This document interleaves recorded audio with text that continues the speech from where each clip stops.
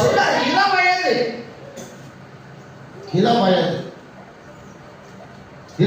விதவை அவர்கள். அவர்கள் தங்கள் தேசத்தில் எப்படியுமே போய் வாழலாம். அந்த அம்மா சொன்னதை கேட்டு, ஏன்னா அவ்வளவு அழகு, அவ்வளவு ரூபவதி, அவ்வளவு சௌந்தரியம் உள்ளவர்கள். சௌந்தரியம் உள்ளவங்க, அழகு உள்ளவங்க, இளம் வயது விதவை தான். எப்படியெல்லாம் அந்த தேசத்துல போய் வாழ்ந்துருக்கலாம். ஆனா அவங்க சொல்றாங்க, நான் திரும்பி போவதை குறித்து, பின்வாங்கி போவதை குறித்து இனிமேல் இதை குறித்து நீ பேசக்கூடாது அப்படின்னாங்க. 1ஆவது அதிகாரம் 16-17 வசனம். அதற்கு நான் உம்மை பின்பற்றாமல் உன்னை விட்டு திரும்பி போவதை குறித்து என்னோட பேச வேண்டாம். நீ போகும் இடத்துக்கு நானும் வருவேன், நீ தங்கும் இடத்துக்கு நானும் தங்குவேன். உம்முடைய ஜனம் உம்முடைய தேவன் என்னுடைய தேவன்.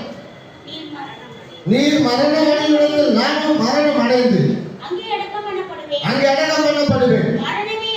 மரணமே அல்லாமல் வேறொன்றை உம்மை விட்டு என்னை பிரித்தால் கர்த்தர் எனக்கு சரியாகவும் அதுக்கு அதிகாரமும் எனக்கு செய்ய கடவார் என்றார். அல்லேலூயா. எனக்கு சில என்ன சொல்றாங்க, கர்த்தர் அதற்கு சரியாகவும் அதுக்கு அதிகமாகவும் எனக்கு செய்ய கடவார் என்றார். அவங்க யூத பெண்ணும் கிடையாது, அவங்க யூத பெண்ணும் கிடையாது, அவர் எப்படி மகனும் கிடையாது. அவங்களுக்கு இவங்களுக்கும் என்னது சம்பந்தமே இல்ல. ஒரு சபிக்கப்பட்ட ஒரு சந்ததி, தேவாலயத்துக்கு வரக்கூடாது என்று தள்ளி வைத்த ஒரு சந்ததி.